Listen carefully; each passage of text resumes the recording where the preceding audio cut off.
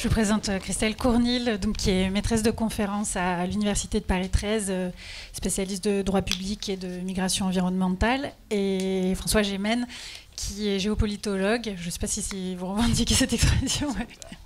Et voilà, spécialiste de migration environnementale également. On va parler de population déplacée. Je suis un peu désolée parce que on en revient du coup à une vision anthropocentrée. Peut-être que vous aurez envie de dire un mot là-dessus. Mais c'est vrai que cette table ronde est censée s'intéresser à la question des déplacements de population. Alors moi j'avais envie de ramasser un petit peu deux questions, peut-être pour qu'on aille un tout petit peu plus vite. La première, c'était est-ce que l'ONU annonce 250 millions de personnes déplacées à l'échelle 2050. Est-ce que les États s'y préparent? Comment cette question émerge dans les négociations climatiques? Et puis deuxième question, est-ce qu'il faut avancer vers une convention internationale des réfugiés climatiques, ou est-ce qu'il faut imaginer plutôt des règlements par zone, par pays ou par zone de migration? Christelle Cournil, vous voulez? Merci pour l'invitation.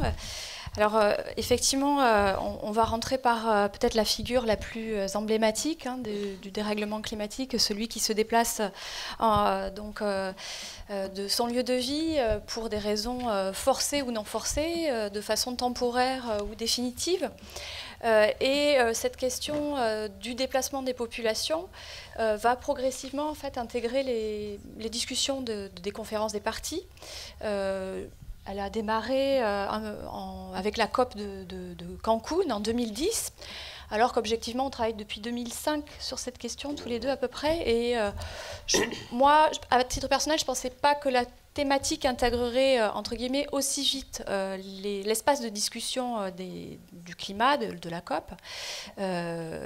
Alors, premier mouvement, on va dire, c'est la COP de 2010 avec l'entrée des mobilités, des discussions sur il faut commencer à comprendre, il faut commencer à faire de la coopération et commencer à envisager des bonnes pratiques. C'est le stade minimum de la COP de Cancun. Progressivement, la question des déplacements de population va rentrer par, je dirais, le deuxième pilier du régime climat. Il y a le premier pilier donc, de l'atténuation, le deuxième pilier c'est l'adaptation, et on va penser la question finalement du déplacement de population comme une adaptation au changement climatique. Et puis troisième mouvement, c'est avec la COP de Varsovie et les discussions autour de ce qu'on appelle les pertes et préjudices. Je dirais le troisième pilier du régime climatique, où finalement ces mobilités humaines, alors c'est déplacés, réfugiés, migrants, alors il y a un gros flou autour du mot, des vocabulaires utilisés d'ailleurs pendant les COP. Les mobilités humaines, à partir, on va dire, de Varsovie, les mobilités humaines vont rentrer dans les espaces de discussion et vont progressivement rentrer dans les discussions officielles, dans par exemple les side events officiels, avec des représentants, des experts, des chercheurs qui vont essayer d'exprimer concrètement les attentes en termes de mobilité humaine.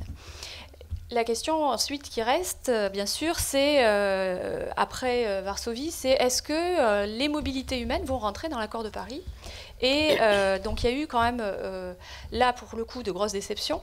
Si l'entrée a été rapide dans l'espace de négociation, en revanche, dans l'outil final, l'outil juridique dont on dispose, l'accord de Paris, qui est un accord de droit dur, de hard law, on a une mention explicite des mobilités humaines. D'ailleurs, on n'a pas utilisé le terme de mobilité, on a utilisé le terme de migrants, uniquement dans le préambule, c'est vous dire la place qu'on laisse au déplacement.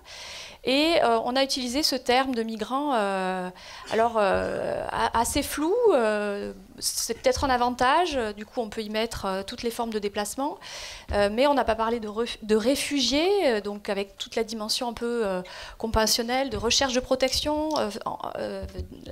avec l'idée derrière de persécution par exemple. On n'a pas parlé de déplacés forcés, on a parlé simplement de migrants. Et il faut savoir que quand même dans le texte préparatoire de l'accord de Paris, il y a eu plusieurs versions, et des versions qui se sont succédées avec des options assez intéressante sur les déplacements de population qui, au fur et à mesure de l'avancée du mois de la COP, en gros, jusqu'à octobre, on avait encore une option assez intéressante de penser un mécanisme pour les déplacements de population. Et au final, l'accord de Paris et le forcing, le pressing qu'il y a eu sur la dernière semaine, les mobilités humaines sont sorties de l'accord de Paris, en tout cas dans le texte. On a toutefois dans l'accord, à côté de l'accord, une décision qui met en application l'accord et qui évoque la question des déplacements de population par le prisme du mécanisme de Varsovie qui va justement s'intéresser à la mise en œuvre des pertes et préjudices. Et donc il a été pensé et écrit qu'il y aurait un comité exécutif qui serait en charge de créer une task force, une équipe de travail qui vient d'être nommée là, et qui va s'atteler à commencer à réfléchir à des alors plus que des bonnes pratiques, on l'espère, mais alors, ça ne sera certainement pas, à mon avis, très vite des outils juridiques contraignants, mais en tout cas à mettre à l'agenda de façon plus accentuée les questions de mobilité. Alors forcément, on est déçus parce que c'est sans doute pas l'urgence qu'il faudrait. Hein. Les questions ont été quand même abordées de façon très secondaire. Les questions de droits de l'homme ont été écartées de l'article 2 de l'accord de Paris pour être reléguées dans le préambule de l'accord de Paris. Donc on est sur le plan du droit, en tout cas assez déçu. Alors après, il y a la question de que peut-on proposer ?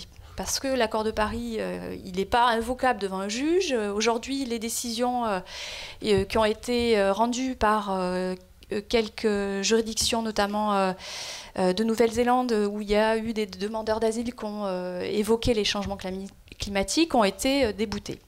Et les juges montrent que les outils dont on dispose, à savoir la Convention de Genève, par rapport au statut de réfugié, est inapplicable, inadapté, etc. Donc on est face à une boîte à outils, et je rejoins tout à fait Marie Toussaint, une boîte à outils à réinventer, une boîte à outils du droit international à réinventer. Alors après, en termes de propositions, j'ai travaillé avec un groupe de chercheurs, et notamment Michel Prieur à sa tête, qui a écrit un projet de convention sur les déplacés environnementaux, une convention internationale. Beaucoup d'études, plusieurs thèses ont été soutenues sur la question, montraient que le droit international, aujourd'hui, trop fragmenté, pas assez interdisciplinaire, ne répondait pas à la question de la protection des déplacés climatiques. Donc, face à ce constat d'inadaptation, ils ont proposé ce texte. Alors ce texte, il y a des aspects positifs parce qu'effectivement, il propose sur le plan du devoir-être un texte qui rassemble un certain nombre de principes de plusieurs disciplines de droit qui n'avaient jamais été mises à côté finalement. Des principes du droit des réfugiés, des principes d'immigration, des principes humanitaires, des principes des droits de l'homme, principes en cas de catastrophe, etc. Avec toute une panoplie organisationnelle de gouvernance qui est pensée dans cette convention internationale, un fonds dédié, une agence, etc. Alors, le point positif, c'est que d'un point de vue intellectuel, d'un point de vue de l'expertise des chercheurs, c'est très intéressant. Ce texte a été discuté dans pas mal d'universités du monde, en side event, en off, en in, en off à plusieurs COP, à la COP de Paris, à la COP de Marrakech, encore à Bonn ces derniers jours. Mais ce texte, aujourd'hui, rentre en tension avec, à l'urgence, la nécessité d'abord d'aller plus vite. Et aujourd'hui, on sait que la négociation, la discussion, l'écriture, l'entrée en vigueur et puis le financement d'une telle convention internationale va prendre 40 ans. Donc le réalisme politique, du coup, me rend assez pessimiste. Et très honnêtement, ce n'est pas du tout l'intendance aujourd'hui au niveau, mais ça François pourra le dire, mais au niveau des discussions, c'est plutôt les approches pragmatiques des anglo-saxons, des collègues australiens qui priment, à savoir de réinterpréter le droit existant et non pas créer un nouvel outil juridique qui va s'ajouter et qui serait inefficace, voilà, qui mettra beaucoup trop de temps à produire des effets juridiques.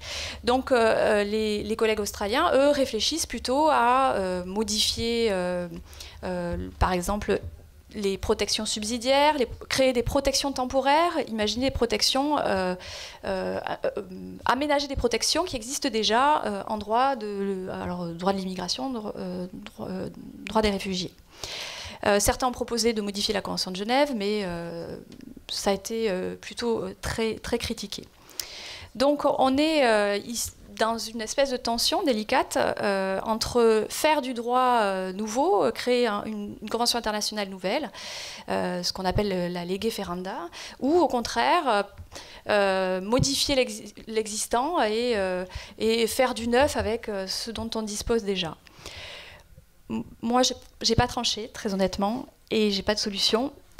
Ce qui est sûr, c'est que pour l'instant, les questions au niveau international des migrations environnementales sont pas suffisamment discutées.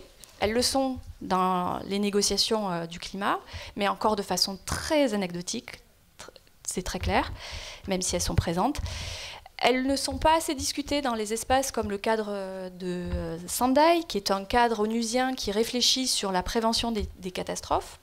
Pas assez discutées dans le cadre de la mise en place des ODD, où les questions de droits de l'homme et des migrations sont quand même très anecdotiques, ou alors disséminées dans les ODD, mais sans cohérence. Ensuite, il y a bien sûr au niveau onusien les discussions du Global Compact sur les réfugiés et les migrants, où ces questions, à ma connaissance, sont encore très peu discutées. Il y a eu un petit événement en septembre dernier, informel, autour d'experts pour un petit peu asseoir cette thématique sur les réflexions du Global Compact, mais on est encore dans une absence d'inscription nette de cette thématique dans les agendas. Et alors, je pense que peut-être que le besoin de droit viendra peut-être du local. Je rejoindrai Marie Toussaint sur cet aspect-là et d'autres intervenants. Je pense que le droit international, aujourd'hui, il a montré qu'il était insuffisant, notamment dans les discussions climatiques. Et je pense qu'il faut une vraie appropriation pour le coup du droit local. Ça pourra passer par du droit national, par des recours, effectivement, comme le disait Marie Toussaint, ou peut-être par une appropriation des thématiques des migrations environnementales au niveau régional, autour par exemple, d'une libre circulation autour du Pacifique. C'est tabou aujourd'hui de parler de libre circulation, mais une de nos collègues australiennes a fait une étude sur ces questions-là, en montrant que c'était quand même quelque chose d'assez traditionnel, que ces populations avaient l'habitude de se déplacer d'île en île, et que penser la libre circulation dans une logique d'urgence climatique n'était pas incohérent. Je crois la semaine dernière encore, le ministre de l'immigration de Nouvelle-Zélande a parlé commence à réfléchir à peut-être un système de visa. Premier ministre aussi. Premier ministre, hein. Voilà. Donc on n'en est qu'à des pistes encore bien insuffisantes. François Gémen, aménager le droit existant ou créer un nouveau droit international, est-ce que c'est uniquement une question de droit? Est-ce que c'est pas aussi une question politique? Bien entendu, les deux sont liés. La question du droit est aussi profondément, par nature, une question politique. Et donc, avant de répondre à la question, je dois quand même annoncer 3 mauvaises nouvelles. Et donc, je voudrais surtout pas passer pour un rabat-joie et doucher notre bonne ambiance de joyeuse gaudriole. Mais j'ai passé une partie de la semaine à Bonn et il y a quand même 3 signaux qui me semblent très inquiétants. Le premier signal, c'est que nos émissions de gaz à effet de serre repartent à la hausse.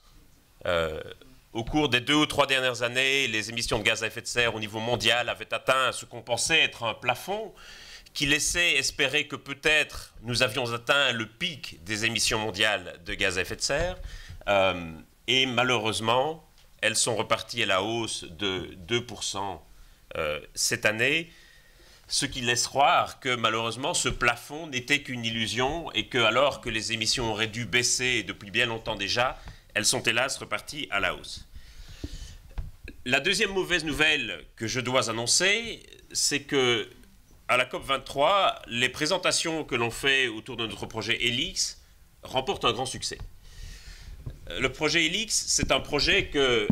que nous avions mené avec des climatologues de l'université d'Exeter et du Met Office, donc le bureau météorologique britannique. Et ce projet visait à essayer de voir quelles pourraient être les conséquences du changement climatique dans un scénario à plus 4 ou à plus 6 degrés. Et à l'époque, on a commencé le projet en 2012, on considérait ce projet un peu comme le gilet de sauvetage qu'on trouve dans les avions. C'est-à-dire, on est content de savoir qu'il est là, mais on sait bien qu'on ne l'utilisera jamais. Et le problème, c'est que aujourd'hui, en 2017, alors qu'on doit aller présenter aux décideurs les résultats de notre projet, tout le monde est très intéressé par les résultats de ce projet, parce que tout le monde se rend compte qu'il trace en réalité sans doute les contours du monde qui nous attend demain. La troisième mauvaise nouvelle, c'est que à la COP, pour le moment, les diplomates américains ne sont pas du tout isolés. Qu'il y a même un grand front commun États-Unis, Canada, Europe pour refuser d'appliquer l'accord de Paris. En d'autres termes, la COP 23, pour le moment, est en train d'enterrer définitivement l'accord de Paris, puisque on sait que si on veut se donner la moindre petite chance de respecter l'objectif de 2 degrés d'ici la fin du siècle, il faut impérativement que les États revoient à la hausse les engagements qu'ils ont pris à Paris avant 2020. Et aujourd'hui, on est dans une situation, elle peut encore évoluer la semaine prochaine, mais aujourd'hui, nous sommes dans une situation où États-Unis, Canada et Europe refusent de revoir à la hausse ces engagements, ce qui veut dire que c'est pour l'accord de Paris un enterrement de première classe et que quelque part, seul Donald Trump aura eu le courage d'en sortir officiellement. Ce que ces 3 nouvelles posent comme question, c'est la question de l'habitabilité du monde. En d'autres termes, où allons-nous pouvoir habiter sur la planète?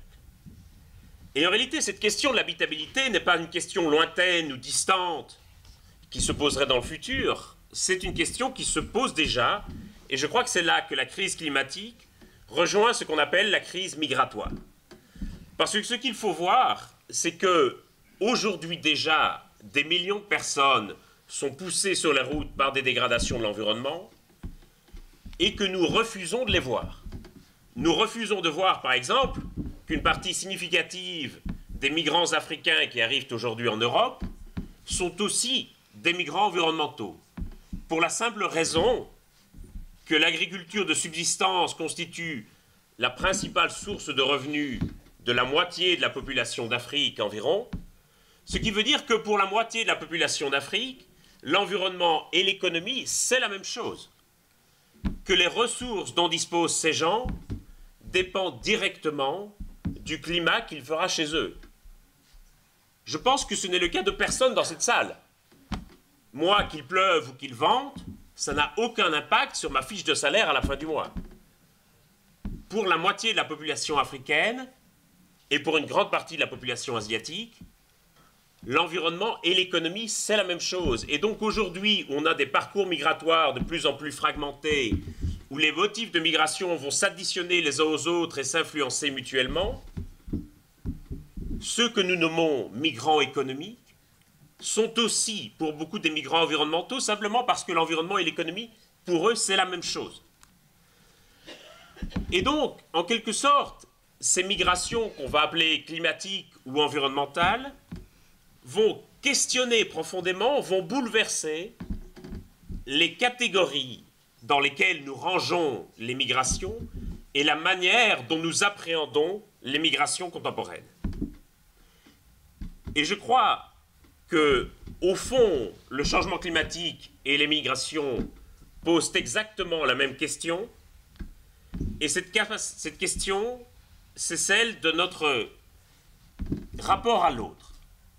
C'est celle de notre capacité à reconnaître l'autre comme une partie de nous-mêmes. La question qui est posée, c'est: sommes-nous uniquement capables d'agir pour nous-mêmes, ou sommes-nous également capables d'agir pour l'autre qui se trouve au-delà de nos frontières, que ces frontières soient géographiques ou générationnelles?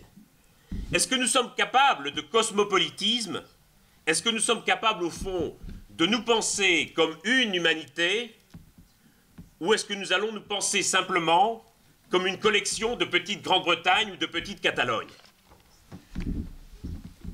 Et donc je crois que le grand dérangement dont les migrations sont l'un des symptômes, et c'est le titre de notre table ronde, c'est le dérangement au fond de la souveraineté nationale.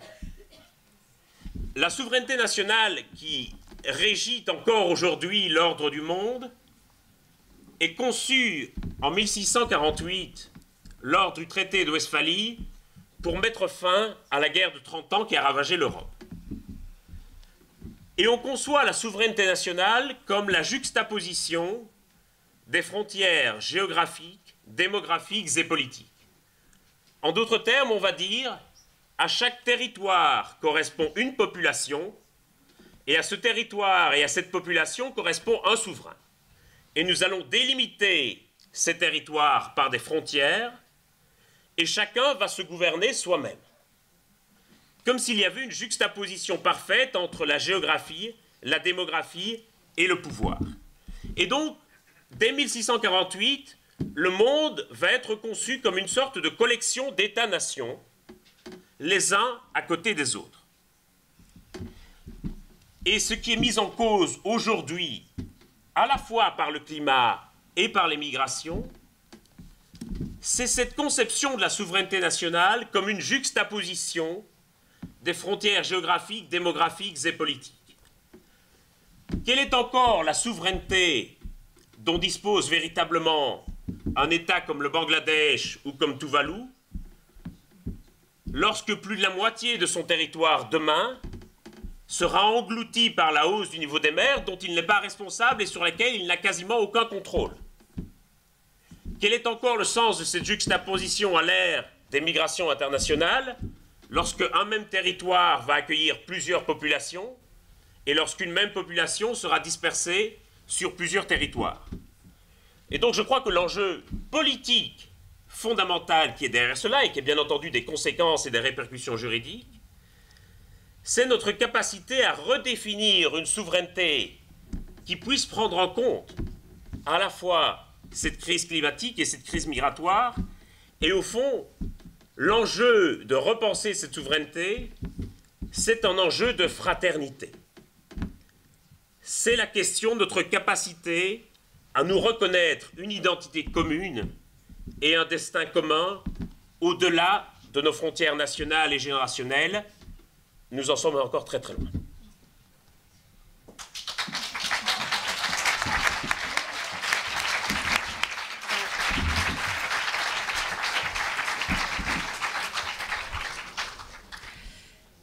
Merci beaucoup. Après de telles interventions, j'ai envie de vous donner la parole. Est-ce qu'il y a des questions? Voilà.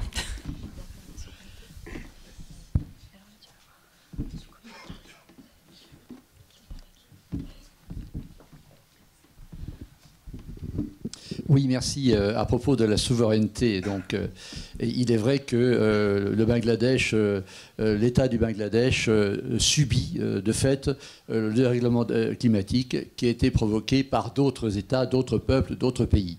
Donc, de ce point de vue-là, il a effectivement une perte de souveraineté. Mais je dirais que les États ont eu une autre perte de souveraineté, et qui est lié finalement, au bout du compte, au dérèglement climatique, c'est que les États sont soumis aujourd'hui à la souveraineté, enfin disons, à la force de la finance, à la force d'un système mondialisé, et qui est, au bout du compte, le responsable des maux que l'on décrit depuis le début de cette séance. Donc le rétablissement d'une souveraineté aujourd'hui est relativement utopique dans la mesure où, effectivement, on ne pourra régler les problèmes que de manière globale, mais cette manière de les régler de manière globale, ce n'est sûrement pas les financiers qui doivent le faire, c'est les peuples qui doivent réagir, effectivement, et donc le mode de développement, ou le modèle de développement qui nous a été imposé, et qui nous est encore imposé par le système que nous connaissons, le système économique que nous connaissons, il faut le changer radicalement. On aurait dû le changer depuis 30 ans. On aurait dû donner l'exemple, nous, les pays développés, depuis plus de 30 ans.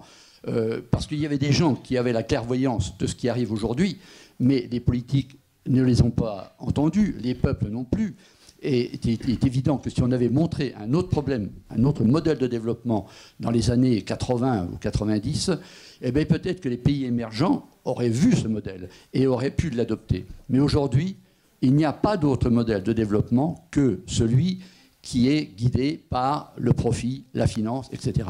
Donc c'est par là qu'il faudra régler les problèmes. Si on ne s'attaque pas à ça, tout ce que l'on pourra faire à côté, ce sera, je ne dis pas du bavardage, mais en tout cas, le fond du problème, il est bien là. Voilà, merci.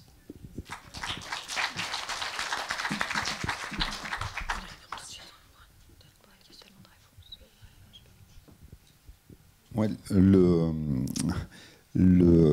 j'ai trouvé super toute votre intervention et par contre je vous ai trouvé injuste sur la Catalogne et non mais c'est attendu comme réaction, mais en fait ça va un peu plus loin, c'est-à-dire je vous trouve injuste sur la Catalogne parce que c'est en Catalogne qu'il y a eu la plus grosse manif pour demander une politique d'accueil des migrants de toute l'Europe. Il y a eu 300 000 personnes qui ont manifesté à Barcelone.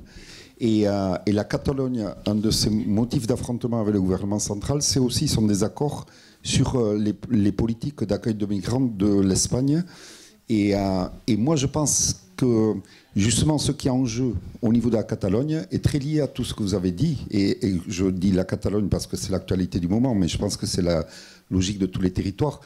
Et qu'on aura de plus en plus ce style de dynamique. Pourquoi ? Parce que d'abord, il n'y a plus de marché national. On est en train de démanteler l'État-providence. Et donc, toutes les choses qui faisaient la force des États-nations et l'attachement des citoyens aux États-nations sont en train d'être démantelées par la mondialisation capitaliste. Et les gens, dans un phénomène où il va y avoir de plus en plus de migrants, de gens qui doivent aller habiter dans d'autres endroits, etc., et effectivement, est en train de se créer une nouvelle dynamique qui est effectivement une politique de souveraineté, d'attachement à un territoire, etc., mais en termes de communauté, de destin. Et c'est tout à fait différent que les nationalismes et les concepts d'État-nation tels qu'on les a connus. La Catalogne demande qu'une chose, c'est d'être un des peuples fédérés d'Europe dans une logique solidaire, etc., etc. Et je crois qu'on aura de plus en plus ce style-là et de communautés de destin qui vont se construire avec les migrants notamment et les gens qui seront déplacés.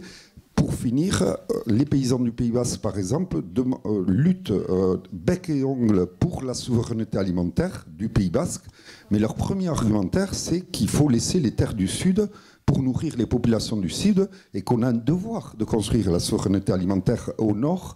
Et la deuxième chose, c'est qu'il y a eu une expérience, ça a donné un film qui circule un peu partout, d'accueil de 50 migrants, notamment afghans, etc., dans un village basque de Saint-Étienne de Baïgori.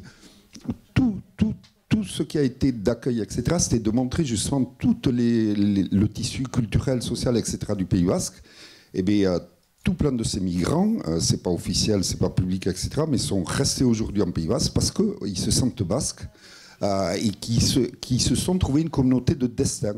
Et pour moi, ça va être effectivement l'avenir. Et donc, autant je suis d'accord avec la Grande-Bretagne, autant je suis pas du tout d'accord avec l'exemple de la Catalogne.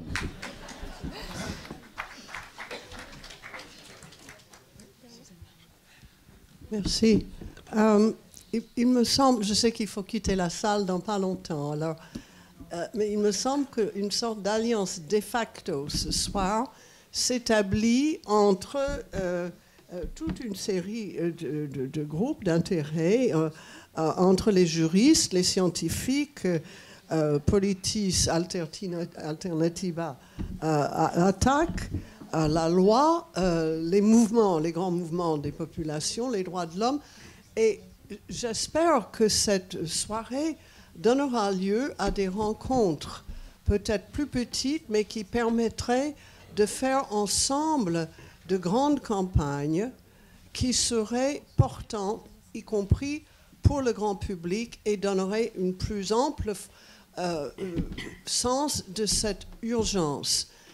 Je prends un exemple seulement, mais nous savons maintenant que les quelques-uns qui sont en mesure de transférer d'immenses sommes d'argent vers les paradis fiscaux sont la minorité. C'est vraiment le 0,1 0,01%.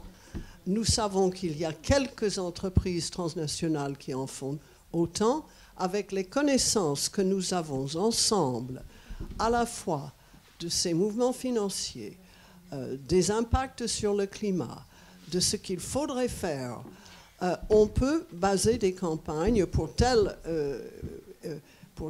public sur le vol. On vous vole, on vole vos enfants, on vole votre avenir, on empêche l'égalité, etc. Je veux dire, j'espère qu'il y aura des possibilités de parler ensemble plus souvent que simplement une soirée, parce que ça, il me semble que l'unité, comme toujours, fait la force. Merci. Merci beaucoup, Suzanne Georges. C'était notre souhait secret. Donc, maintenant qu'il est révélé, il n'y a plus qu'à. Voilà, je pense que nous en avons à la fois l'envie et aussi un peu maintenant la responsabilité. Voilà. Est-ce qu'il y a d'autres questions ?